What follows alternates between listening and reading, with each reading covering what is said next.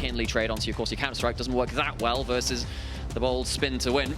G2 do, however, have very good initiation opportunities with the Varus, who's going to have a good laning phase down across the world, are starting to pick up this champion again. It's because you can find those inroads in those team fights again and get some huge trades. Speaking of that, though, Larssen, that E gets a great trade. Maybe I talked him up too early. Malrang's here. Cap might have to burn the flash. Shield sets up, or rather, wind becomes lightning. Cap's going to buy some time with SkewMond in the area. A turn possible, but Cap getting into a bit of a scary range there. Of course, the Ignite on Adam. So pay attention to that. True. Judgment is starting to build up work as well, as I assume it's first setup as Malrang's flashed on. Twist Advance already used. Caps gets the Shuriken flip, and rather it's just Fan of Knives setting up the passive as well. Malrang in so much trouble. A Bramble smash and sets up to flip back in. Caps with first blood while Labrov makes sure before I think season 7 or 8. Yeah. A League of Legends, when it had bugs, they were janky. Maybe they still are. Dragon's going to be taken down. Adam just gets pounced up by Labrov. He'll be able to clear this wave. Think about proxying another wave.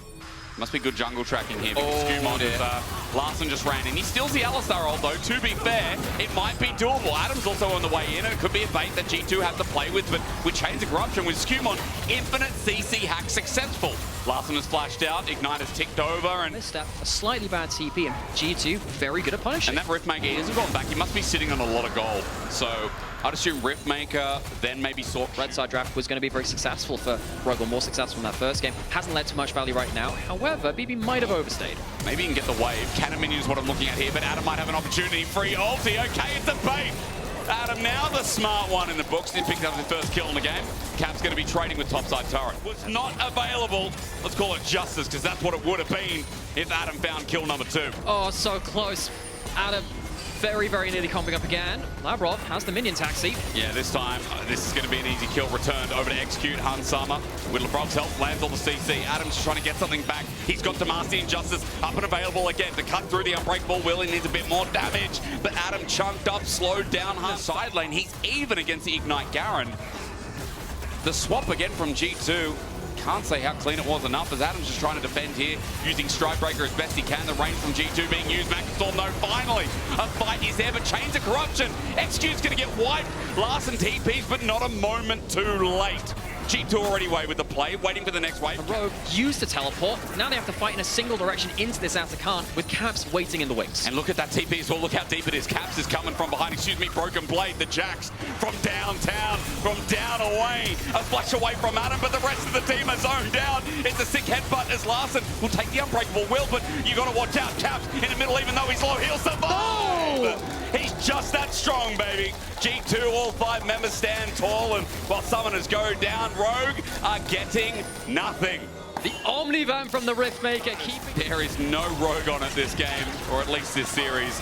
Atakan down, GA's enabled. Dragon's up in 45, another reset for G2 to test the waters again. Yeah, and now they can use that out bot, but he's never run away with the game. You look at Larssen as well on this Sylas, constantly gapped in lane by Caps. As you look at him onto Malrang, we're going to get a 1v2 eventually, but Malrang, will he survive until then? The all-in with the rest of Rogue, as Caps is probably just bored at this point. He runs in, GA popped, and Larssen takes the ulti. But my friends, you look at the rest of the map, Atakan has been done a while ago, the GA's at least expired. I truly wonder if Larssen can win this, but I think the answer's probably no. Double buffs there for Broken Blade. Ulti for ulti. Let's have a go. At least we get to see some action. Larssen saw they're getting whittled down, and eventually the Sundered Sky will come back in, give him a bit more leverage. There it is. Larssen heals up with the Kingslayer, but Broken Blade only 1v1. Labrov, go away. No one cares. Labrov! It doesn't count. Broken Blade got the point. And Rogue, much like much of this series, not really having an answer to it. They're farming, well, I mean, he is teleporting now. Half HP on the Baron. Do they really feel like they can force something now? All right, Execute, show me the best support steal of a Baron I've ever seen.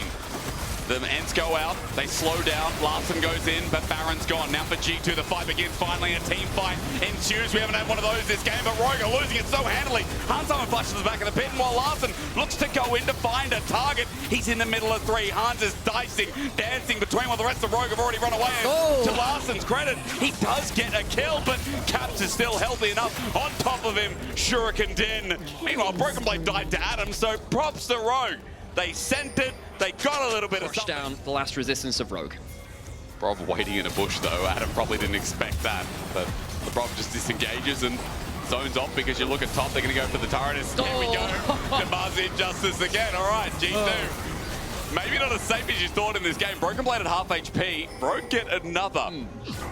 Forgets that Alistar ultimate doesn't stop true damage and there's an engage coming through. Yeah, but there's a Chains of Corruption and executes in harm's way. SkewMond taking enough, and now that Nature's Grasp was out with a good Bramble Smash, he disengages but over the wall. Malrang follows up until Broken Blade runs in himself. There's no more justice available to execute. He's a free target. Patrik now pounced on as well. The Zonya's coming in handy as Broken Blade meets with Larssen. He's rejoined in with the Scott Abduct mid-air. Broken Blade still wants to take it, but he'll die too. G2 are playing with it while Caps is thinking about his entrance, but Rogue are getting something in this game.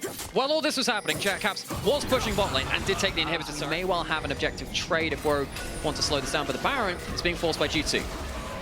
G2 are doing this pretty fast. Broken Blade zoning one side, Caps the other. SkewMond ready to turn. Nature's Grasp is sent out, and Adam not going to be caught by it, but you see G2 forget the Baron looking for the fight. Broken Blade jumps in, and Larssen will steal the Unbreakable Will, but a good Shattering Strike set up with the Magnet Storm from Rell. Hunt Summer engaged on the backline by Larssen, but Execute's already dead before they can help out. And once again, the Compass 3. Larssen, it worked last time, but they're stronger now. A double, meanwhile, by Caps and Broken Blade chasing down the final pieces of Rogue. Adam taking enough to deal with Broken Blade, I say that, but over the wall and over again. Adam is running, but he's got no friends. Under this turret, this will be his last call, and Broken Blade, he's going to take care of it all. 16-5 in the end, he might run forever, but G2 with a 2-0 is what you can take away from this perfect ending series.